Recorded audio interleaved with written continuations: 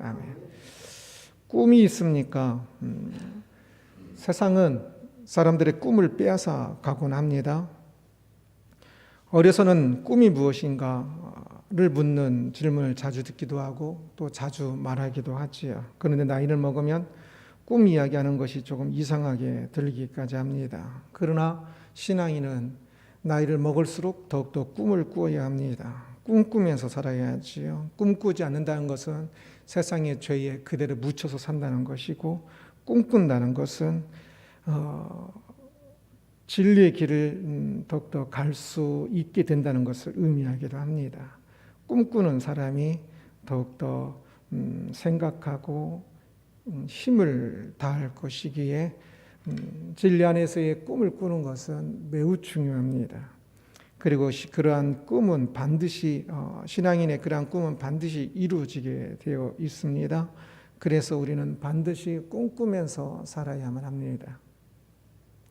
왕이 에스더에게 소원을 물었습니다. 2절을 함께 봅니다.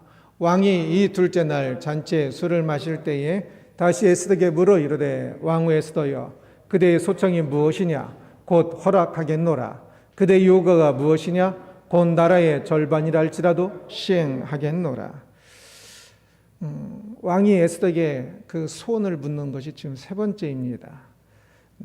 처음에 에스더가 왕에게 나왔을 때 그때 아니요 무슨 소원이 있길래 이렇게 법을 조금은 어기면서까지 왕에게 왔는지, 왕이 그 소원을 들어주겠다고, 나라의 절반까지 주겠다는 것은 어떤 소원으로 들어주겠다 그런 관용구겠지요. 그래서 그 소원을 들어주겠다라고 말을 했는데 에스더가 뜸을 들이지요. 그래서 다음 제가 그 왕을 위해서 식사를 준비했는데 그 식사에 오셔서 식사하고 나면 그때 대답하겠습니다. 제 소원을 이야기하겠습니다. 라고 이야기했었죠. 그때 왕이 잔치에 참여해서 또 식사를 하고 나서 또 물어섰습니다. 그때 에스더는 한 번만 더 다음 잔치에 오셔서 식사하고 나면 그때 제 소원을 이야기하겠습니다. 라고 말했죠. 그래서 이제 이번에 왕이 또 물었습니다. 세 번째 물은 거지요.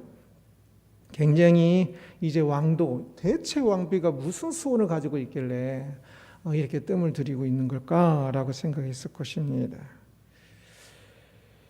이제 말할 때가 되었습니다. 왕비의 소원은 무엇이었을까요? 당시 가장 강대국, 전 세계에서 가장 강대국이 바사 제국이었습니다.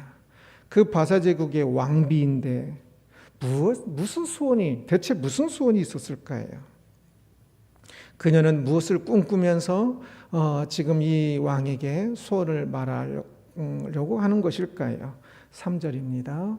왕후 에스더가 대답하여 이르되 왕이여 내가 만일 왕의 목전에서 은혜를 입었으며 왕이 좋게 여기시면 내 소청대로 내 생명을 내게 주시고 내 민족을 내게 주소서.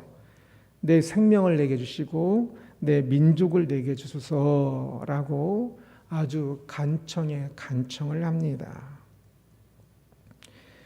내 목숨을 살려달란 말이지요. 그리고 내가 속한 민족의 사람들의 목숨을 살려달라는 처절한 그 외침이지요.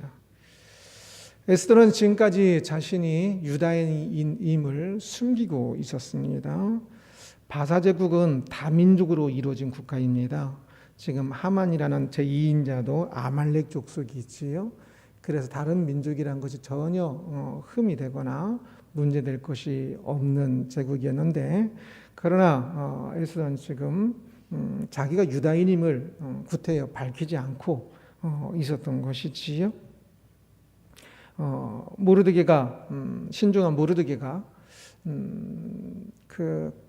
이 유다인을 조금 시기 질투하는 사람들이 있는 것을 조금 보면서 아마 밝히지 않도록 이야기를 했던 것이지요. 그런데 지금 에스더가 자신이 유다인임을 밝히고 있는데 언제 밝히고 있는 것입니까? 유다인이면 더 혜택을 잇는 순간이 아니라 유다인이면 목숨을 잃어버리는 아주 위험한 순간에 자신의 민족을 밝히고 있습니다. 몇 달 후에 이제 유다 민족은 전부 몰살하도록 이미 왕이 명령을, 그 조서를 칙령을 발표를 했지요. 바로 그것으로부터 이 유다 민족을 구하기 위해서 자기 자신도 유다 민족인 것을 밝히고 있는 것입니다. 에스더가 앞에서 모르드게가 왕에게 나가라고 이야기했을 때에 에스더가 왕에게 나오기 전에 죽으면 죽으리라 라고 모르드게 이야기를 하면서 자신이 그렇게 하는 일이 자신의 그 목숨을 담보로 하는 일이지만 그래서 죽는다 할지라도 죽겠습니다 라는 마음으로 이 일을 하고 있는데, 지금 에스더가 이 죽으면 죽으리라고 말할 때에 이 위험성, 이 목숨을 담보로 하는 일은 두 번의 과정을 거치지요. 한 번은 왕이 부르지도 않았는데 왕에게 나가는 것이었습니다. 보통 죽으면 죽으리라를 생각할 때 이 첫 번째 것만 주로 많이 생각합니다. 그런데 이 지금 오늘 본문의 두 번째, 왕에게 자신이 유다인임을 밝히면서 지금 간청하는 이것이 실제로는 죽으면 죽으리라의 그 목숨을 건 말의 두 번째 것으로서 아마 첫 번째보다 훨씬 더 강렬한 자기 자신의 목숨을 건 간청이었을 것입니다.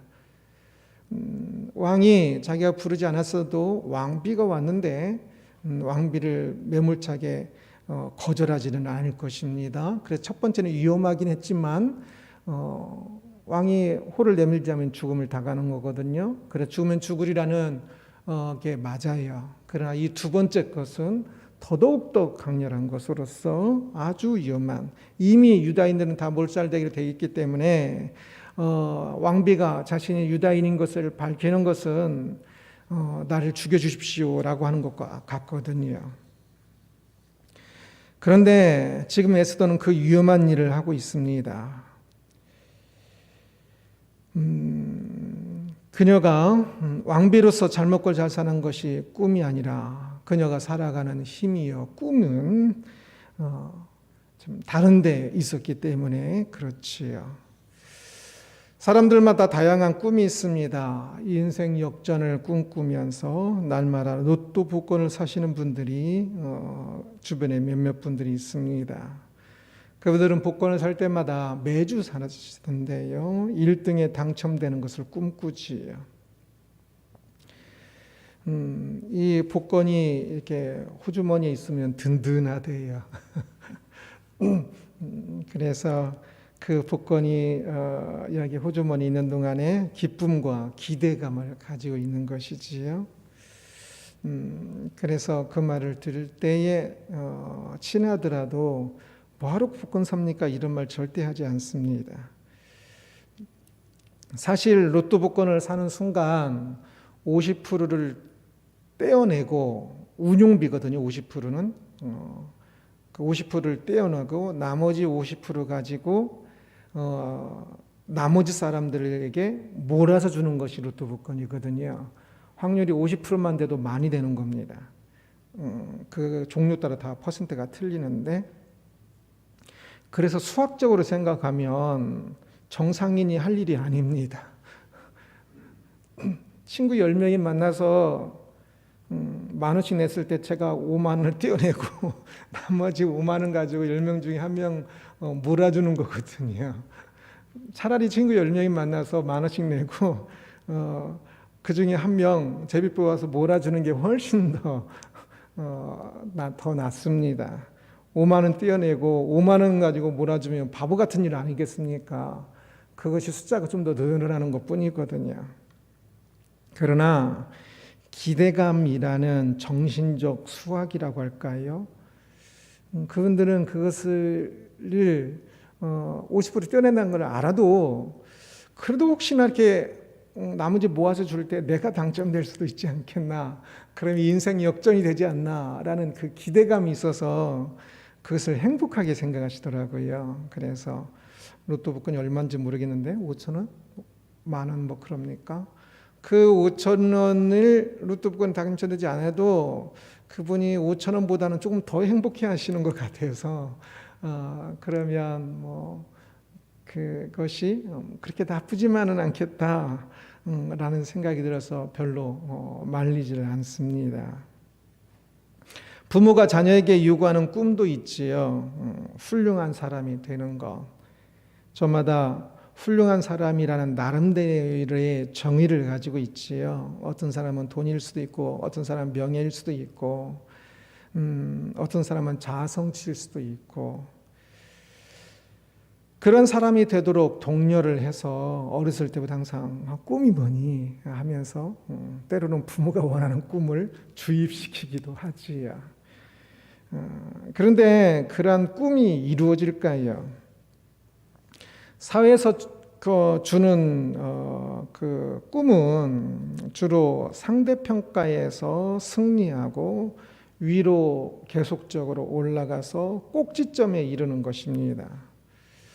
그렇기 때문에 이렇게 쭉 그 밑에서 있을 땐 사람이 많은지 계속 상대평가에서 경쟁에서 이기고 해서 그 삼각형의 꼭지점까지 오르는 거지요.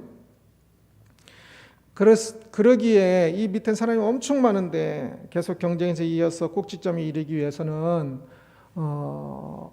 참 굉장히 많은 노력을 해야 할 것이고 또한 갈수록 소수가 된다는 의미겠지요.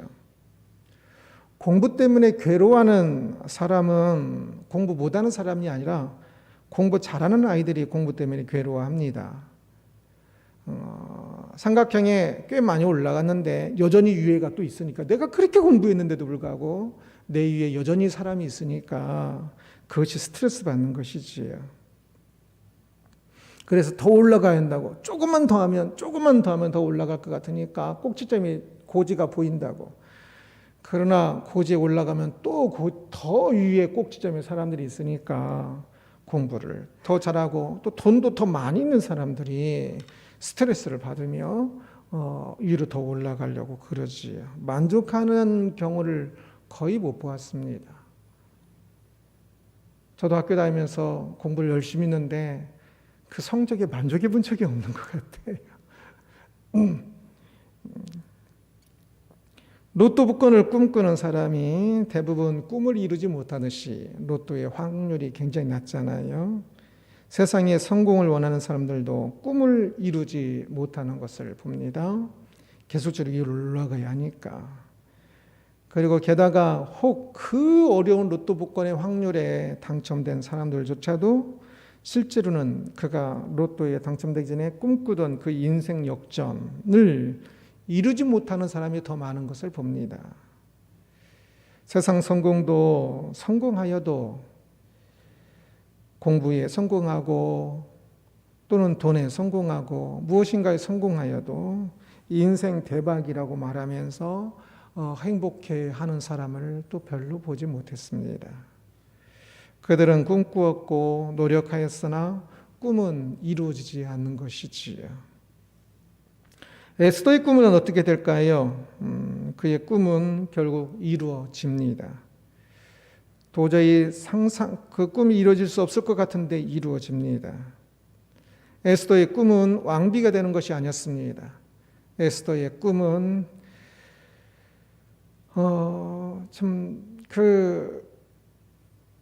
하나님의 뜻 안에서 하나님의 뜻이라 생각되어지는 그것을 이루어가면서 자신에게 주어진 그 사명을 성취하는 것인데요. 그래서 에스더는 결국 오늘 본문에서는 자기의 목숨을 걸고 자기의 소원을 꿈을 이야기하지요.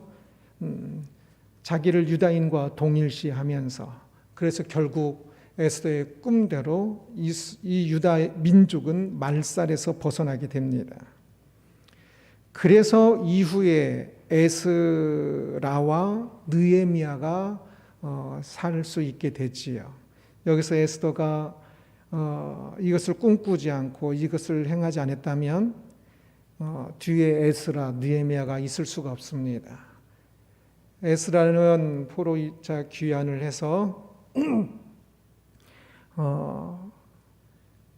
이후에 예수님 오시기까지의 그 터전을 잡는 아주 중요한, 어쩌면 가장 중요한 그 예수님 계실 때 뭐 그래도 바리새인파가 있고 사두개 뭐 그런 사람들이 있었던 이유는 이 에스라 때문입니다. 에스라가 없었으면 그런 것도 전혀 없었을 겁니다. 주가 오심을 충실하게 준비되는 것이 바로 이 에스더의 꿈이 있었기 때문에 그렇습니다. 그래서 이 에스더의 이 일은 역사의 놀라운 브릿지 역할을 합니다. 역사와 중요한 역사를, 주님 오시는 그 역사까지 이어주는, 지금 500년 전쯤이거든요. 그 500년의 기간을 준비하게 하고 주님 메시아 시대를, 이전 시대와 메시아 시대를, 중간기와 메시아 시대를 이어주는 아주 중요한, 중간기를 넘겨지고 메시아 시대를 이어지는 아주 중요한 그 다리 역할을 하는 것입니다.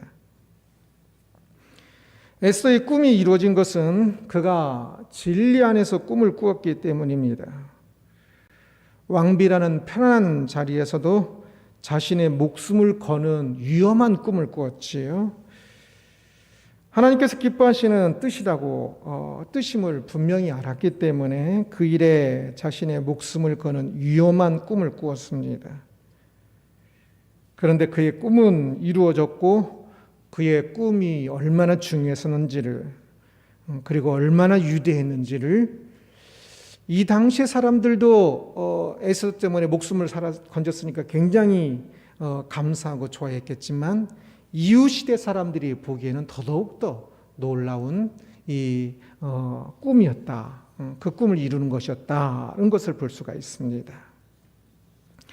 에스더의 소원은 결코 쉽지 않은 일이었습니다. 그래서 뜸을 많이 들였었지요.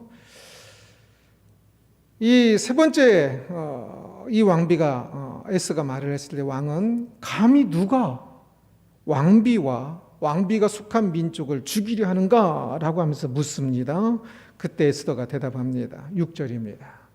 에스더가 이르되 대적과 원수는 이 악한 하만이니이다 하니 하만이 왕과 왕후 앞에서 두려워하거늘. 에스더 오늘 주제로 삼지 않아서 자세히 설명하지 않지만 에스더가 왕에게 이야기하는 이 과정을 보면요 굉장히 지혜롭습니다. 수사학적으로도 말의 하나하나가 굉장히 뛰어나고요. 그래서 그가 원하는 소원을 지금 갑작스러운 일이잖아요. 왕에게는 그 갑작스러운 일이었고 굉장히 왕인 어려운 일이었거든요. 그런데 이 일을 왕이 선택할 수밖에 없도록 굉장히 짧은 그 말 속에 참 지혜롭게 강렬하게 말을 합니다. 그러면서 저 대적 원수는 이 악한 하만인이다라고 4번의 거의 동의어 비슷한 그 명사로 그 하만을 설명한 것을 이야기하면서 이 하만이 얼마나 대적이고 원수고 악한 사람인지에 대해서 반복을 통해 이 왕이 딱 더 그 생각되도록 하고 있습니다. 제국의 2인자요 왕이 가장 총애하는 이 신하의 이 악한 계획, 유대 민족을 말살하려고 하는 이 악한 계획을 막는 것이 지금 에스더의 꿈이 되어 있지요. 그런데 그것은 에스더에게도 지금 목숨을 건 일이지만 바사 제국의 왕이라 할지라도 이 왕에게도 결코 쉬운 결정이 아니었습니다.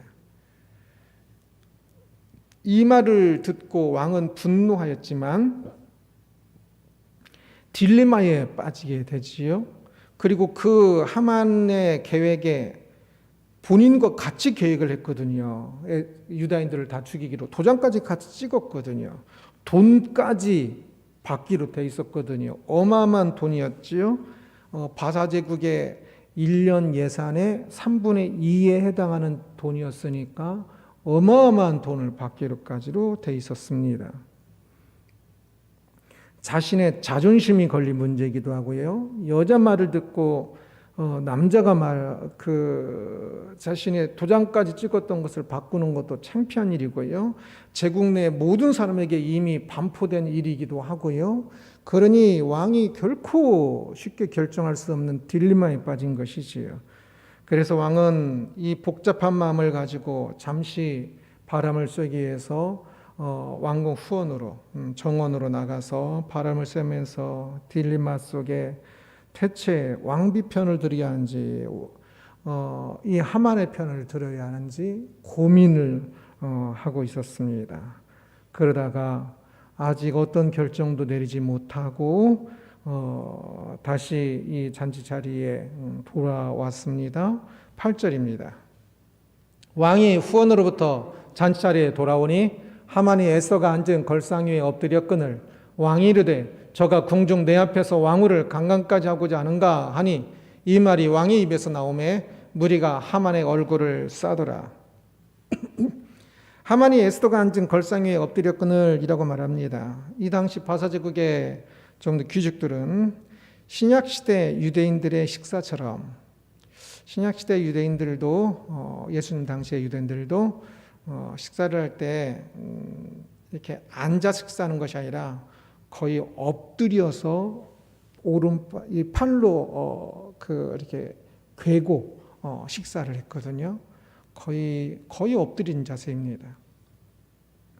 이제 진짜 가난한 사람들은 그런 걸상이 없으니까 바닥에 앉아서 식사를 했지만 조금 더 대중적으로는 그런 걸상에 앉아서 식사를 했습니다. 그래서 주로 엎드려 있다, 비스듬히 누워 있다 그런 표현을 씁니다.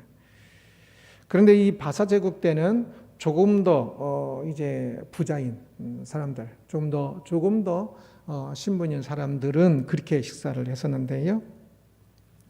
그래서 의자가 아니라 거의 간이 침대 수준입니다. 단어가 의자나 침대나 같은 단어를 씁니다. 걸상 위에 엎드렸거늘 이라고 말을 하지요. 이것을 히브리어는 걸상 위에도 되고 걸상 앞에도 됩니다. 걸상 아래에도 되고요. 이 부분을 한 아람어 성경에서는 이렇게 번역합니다. 천사 가브리엘이 그를 툭 밀어서 걸상 앞에 넘어지게 하였다. 이 하만이 걸상 위에 엎드렸을 것 같지는 않아요. 걸상 아래에 엎드려서 벌벌 떨고 있는 모습일 겁니다. 왕이 말하기를 궁중 내 앞에서 왕후를 강간까지 하고자 하는가? 라고 말하였습니다. 여기 강간이라고 번역한 단어는 기본적으로 해를 가하다라는 뜻입니다. 그래서 다양한 위협을 다 포괄하는 겁니다. 그래서 그 상황에 맞게 번역을 하는 건데 강간으로 번역하는 경우가 많긴 해요. 그런데 좀 과한 번역일 것 같습니다. 그 식사 자리에는 여전히 사람도 많이 있거든요. 그곳에서 그런 말도 안 되는 일을 행할 일은 없고요. 그런데 이전부터 아시리아 때부터 궁중예법 중에 하나가 신하들은 왕의 여인에게 7발자국 이상 떨어지는 것이 궁중예법으로 되어 있습니다. 그런데 지금 이 하만은 걸상 아래에 엎드렸다는 것은, 걸상 앞에 엎드렸다는 것은 거의 붙어 있다는 뜻이겠죠. 왕이 일반 여인도 아니고 왕비인데. 그래서 큰 실수를 한 것은 분명해 보입니다. 아람어 성경이 번역하고 있는 것처럼 천사의 개입을 그곳에서 그 천사의 개입을 말하고 있는 것처럼 하나님의 특별한 섭리가 있는 것 같기도 해요. 그 제정신이 아닌 거거든요. 왕비의 그 걸상 앞에 엎드린 것은 진짜 제정신, 어떻게 그럴 수 있을까 싶으니까 아람어 성경에서 천사가 툭 밀었다. 그래서 그 앞에 엎드렸다고까지 번역을 할 정도로 진짜 그 당시 사고로 생각해 보면 말도 안 되는 일이지요. 그런데 그 말도 안 되는 문화상, 관습상 말도 안 되는 일이 하만이 자기의 목숨이 위태롭게 되니까 지금 이 걸상 앞에 엎드려서 이 왕비에게 아마 그랬을 겁니다. 나는 당신이 유다인인 것을 몰랐습니다. 그러니 당신이 유다인인 줄 알았으면 유다인을 다 몰살하는 걸 내가 그렇게 했을 리가 없지요. 그거 왕에게 다시 이야기해서 그거 취소하도록 하겠습니다. 대신 제 목숨만 살려주십시오. 아마 이렇게 이야기하지 않았을까라고 생각이 듭니다. 그런데 일은 그렇게 해석을 될 게 아니지요. 그 모습을 왕이 딱 들어와서 봤을 때 이것은 궁중법도를 어긴 것이고 진짜 말도 안 되는 하만의 그 모습이었습니다. 후원에 있을 동안 딜레마 속에서 대체 어떻게 할까? 신하들 면목도 있잖아요. 대체 어떻게 할까? 고민하고 들어왔을 때 그 모습을 보는 순간 모든 딜레마가 한꺼번에 싹 해결됐을 것입니다. 왕이 더 분노해서 아니 네가 감히 라고 말하는 순간 말이 다 끝나기도 전에 왕이 얼마나 분노하고 있는지를 옆에 있던 신하들이 다 아니까 내시 한 명이 재빨리 하만의 얼굴을 감쌌다라고 이야기합니다. 사형수들의 얼굴을 감싸는 것처럼 그런 의미로 감쌌다는 표현일 수도 있고 아니면 하만의 얼굴이 창백해졌다라고도 번역할 수가 있어요. 아마 사형수들의 얼굴을 감싸는 것처럼 그런 차원으로서 얼굴을 감싼 것 같아요. 에스더가 이 위기를 벗어나고 하만이 무너지게 되는 일은 결코 일어날 수 없는 일인 것 같았습니다. 그 힘있던 와스디, 에스더 전의 왕비, 에스더는 힘있는 왕비였거든요. 그의 아버지가 유명한 장군이었고요. 그런데 그 와스디도 그냥 한순간에 내쳤던 왕이니까 에스더 내치는 거 쉽거든요. 왕은 철저히 자기의 이익과 자기의 안위를 위해서 결정하는 거거든요. 그래서 에스더보다 하만이 훨씬 더 비교 우위 가운데 있었을 겁니다. 그런데도 불구하고 에스더의 꿈이 이루어지지요. 10절입니다. 모르드게를 매달려고 한 나무에 하만을 다니 왕의 노가 그치니라. 이 앞에서 보면 왕이 하만에게 내가 좀 너 존귀하고자 하는 신하가 있는데 어떻게 해야 할까라고 물어봤을 때 하만은 왕이 자기를 말하는 건 줄 알고 왕의 왕복과 왕의 말과 왕의 왕관을 씌워서 이 시내를 돌게 하면 좋겠습니다라고 이야기를 했었죠. 그때 하만은 자기가 그 존귀한 자리가 되는 줄 알았는데 모르드게가 됐었습니다. 오늘 본문에서도 하만이 모르드게를 그 장대에 푹 쑤시는 겁니다. 쑤셔가지고 이렇게 매달아 놓는 건데요. 그 장대에 모르드게를 그날 달려고 했던 건데 자기 자신이 그날 그곳에 달리게 됩니다. 하만과 모르드게는 비교도 할 수 없을 정도로 차이가 컸었습니다.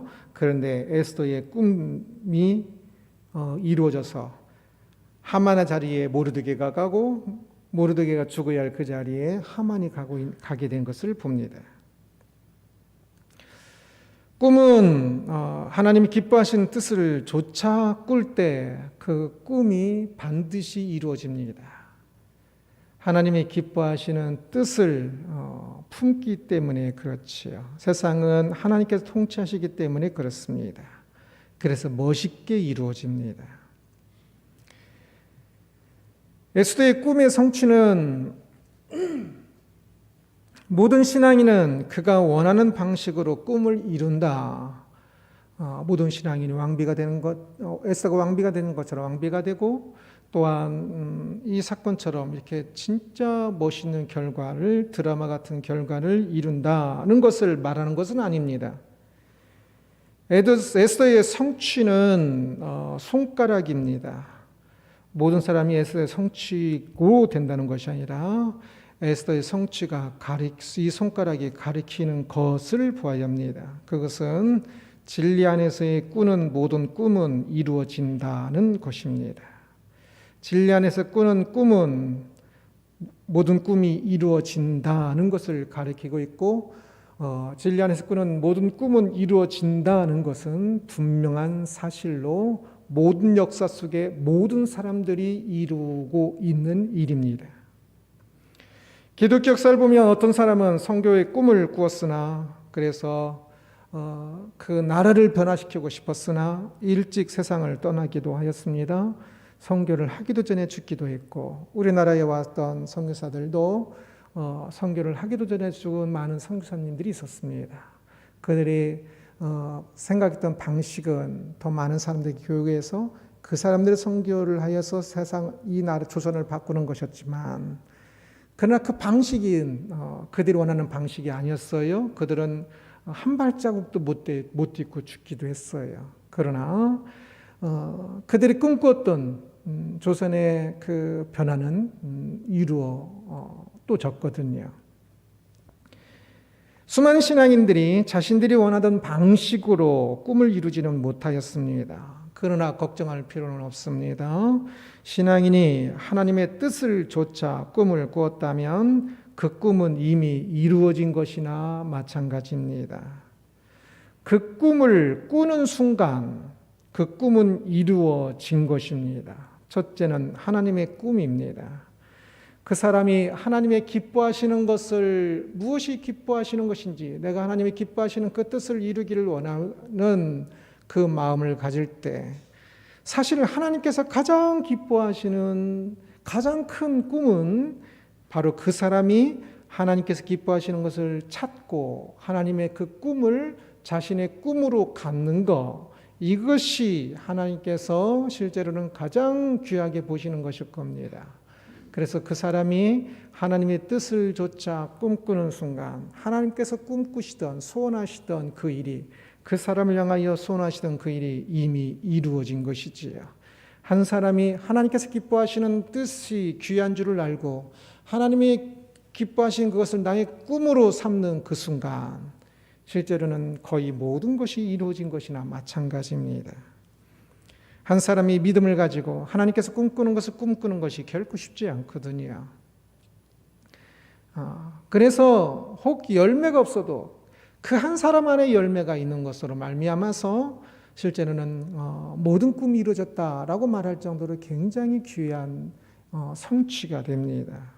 또한 이제 그가 원하던 그 일의 진행에 있어서 그가 원하는 방식대로 꿈이 이루어지던, 지금 에스더처럼요, 그가 원하는 방식이 아닌 방식으로 가든 그 꿈은 또한 이루어진 것입니다. 혹시 그가 원하지 않던 방식으로 간다면 사람들은 실망할지 모르겠지만, 그러나 진정 하나님께서 기뻐하시는 것을 위해서 이 길을 왔노라 라고 생각된다면 내가 원하는 방식대로 되지 않다고 절대 실망할 필요가 없습니다. 아니, 오히려 더 감사할 수 있는 것이, 내가 원하는 방식은 내가 아는 지식 속에 내 지혜와 내가 알고 있는 그 한계 속에서의 방식이고요. 하나님의 그 방식대로 한다면 그것이 오히려 훨씬 더 나은 방식이 될 것입니다. 그러니 내 방식대로 되지 않는다고 꿈이 이루어지지 않은 것이 아니라 오히려 더 좋게 꿈이 이루어지는 것입니다. 중요한 것은 모든 사람이 하나님께서 기뻐하시는 뜻을, 진리 안에서 하나님 뜻 안에서의 꿈을 꿀 때, 꿈을 가질 때 이미 꿈이 이루어졌다고 그랬지요. 그리고 그 방식대로 이루어지든 아니면 다른 방식대로 이루어지든 그것은 이미 하나님 기뻐하시는 뜻을, 하나님께서 그 사람을 사용하셔서 하나님 기뻐하시는 뜻을 이루는 그 발자국이 되는 것이며, 그러기에 모든 사람의 꿈은 반드시 이루어진다라고 말할 수 있습니다. 꿈꾸고 있습니까? 신앙인으로서 진리 안에서 꿈꾸어야 합니다. 그 꿈은 추상적이지 않습니다. 나에게 주어진 직장, 가정, 또는 어떤 직업, 모든 것들 안에서 꿈꾸어야 합니다. 그 모든 것들 안에서 나를 어디로 부르셔서 어떻게 하나님의 뜻을 이루어가게 하시려는 것일까? 그 하나님의 뜻에 대한 꿈을 꾸어야 합니다. 그때 아는 지식과 그때 아는 한계 안에서 꿈꾸고 정하여도 괜찮습니다. 이제 또 언덕을 올라가면 그 다음 단계가 보일 것입니다. 언덕에 올라가기 전까지는 그냥 언덕까지만 보이는 거지요. 우리는 많이 몰라요. 그래도 중요한 것은 꿈꾸어야 하는 것입니다. 그래서 늘 하나님 안에서 내가 어떤 직업을 가져야, 또는 내가 무엇을 해야, 내가 어떻게 해야 나를 향한, 나를 통해서 하나님 나라를 확장하고자 하나님께서 계획하고 계실 터인데 그것을 더 잘 이루어 갈 수 있을까? 어떤 직업을 가져야, 또는 어떻게 그것에서 어떻게 또 무슨 일을 해야 하나님을 사랑하고 이웃을 사랑하고 나 자신을 사랑하는 일에 있어서 더 많이 사랑할 수 있을까? 그냥 하루를 살아가고 내 인생을 살아가는데 계획 없이 꿈꾸지 않고 살아가면 절대 안 됩니다. 꿈꾸면서 어떻게 더 효과적으로 더 많이 하나님을 사랑하고 이웃을 사랑하는 길이 될 것인가? 어찌해야 하나님의 뜻을 더욱더 이루어 갈 수 있을 것인가? 내 재정은 어떻게 사용해야 하고, 내 돈은 어떻게 사용해야 하고, 내 건강은 어떻게 해야, 내 건강 관리를 어떻게 하면서 해야 하나님을 사랑하고 이웃을 더 많이 사랑하고 더 하나님께서 기뻐하시는 그 일들을 이루어갈 수 있을까? 계획하면서 꿈꿔야 하는 것입니다.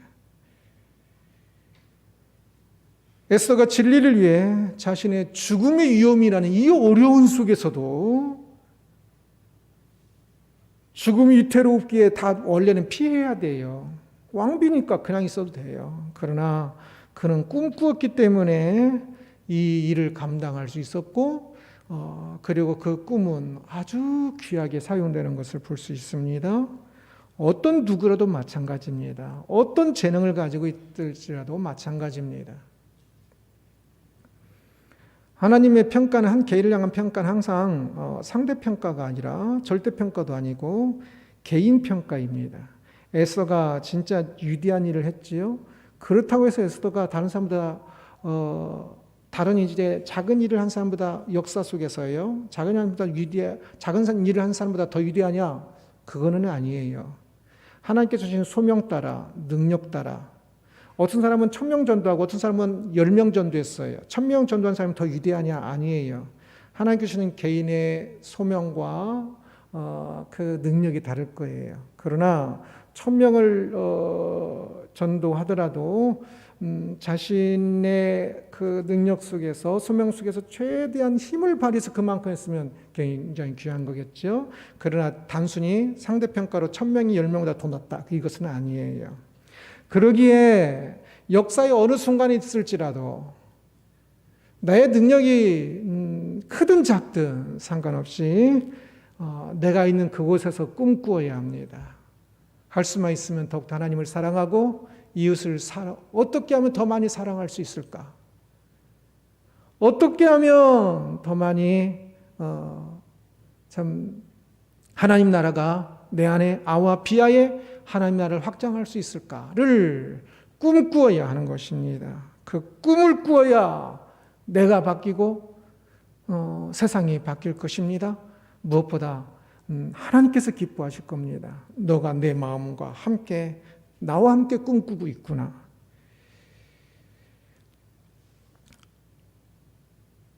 이 꿈이 에스더와 모르드게와 또한 그 시대의 일을 바꾸었습니다.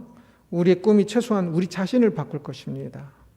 그러기에 꿈 없이 살지 마십시오. 항상 그래서 신앙에 있어서도 저와 같이, 저와 경쟁했으면 좋겠다라고 이야기를 하지요. 성도님들에게. 더 믿음의 사람이 되기 위한 꿈을 꾸어야 하는 것입니다. 꿈은 이루어진다라는 제목으로 말씀을 보았습니다. 바사 제국의 왕후 에스더가 꿈을 꾸고 있는 것을 보았습니다.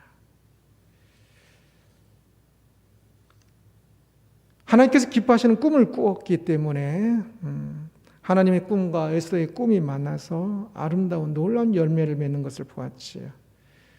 다 불가능하다라고 할 수 있는 일을 멋있게 해내는 것을 봅니다. 왕비로서 그것을 꿈꾸는 것이 이상하게 보였지만 그러나 목숨을 건 그 꿈은 에스더의 영원한 삶을 바꿨을 것입니다. 그리고 많은 이들의 삶을 바꾸었고요. 꿈꾸고 있습니까? 세상 사람들은 지극히 작은 것을 위해서도 꿈꾼다고 이야기합니다. 그것을 위해서 막 진짜 노력을 하지요. 그런데 신앙인이 가는 길은 지극히 큰 길입니다. 그런데 그 큰 길을 위해서도 꿈꾸고 있지 않다면 바보입니다. 진리 안에서 꿈을 꾸십시오. 자신의 삶에서 하나님의 기뻐하시는 일이 어떻게 이루어져야 하는지 생각하면서 답은 정해져 있는 게 아닙니다. 우리 개인을 향한 하나님의 소명과 뜻이 있습니다.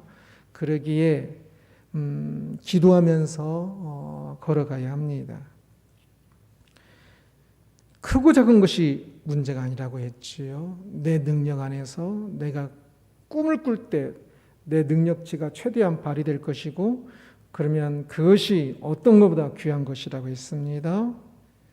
우리가 꿈을 갖는 순간부터 이 꿈이 세상 꿈은 꿈을 가져도 그냥 다 이루어지지 않는 것이 대부분인데요. 이 꿈은 그 꿈을 갖는 순간부터 진리 안에서 꾸는 꿈은 꿈을 갖는 순간부터 꿈은 이루어진 겁니다. 내 안에 이미 하나님께서 꿈꾸시는 꿈이 이루어진 거거든요. 내가 아이가 내 마음을 내가 기뻐하는 것을 더 기뻐하고 그것을 바라기 시작했구나. 얼마나 기쁜 일인지 몰라요. 하나님께. 그래서 우리가 꿈을 가지면 그 순간부터 하나님의 꿈이 이루어진 거예요. 그래서 이 꿈을 가는 순간부터 이루어집니다. 꿈을 가지고 또 앞으로 가면서 계속 이루어져 갈 것입니다. 이 꿈을 가지고 진리 안에서 꾸는 이 꿈을 가지고 더 이 꿈을 이루어가는 인생이 되기를 주님의 이름으로 축원합니다. 기도하겠습니다.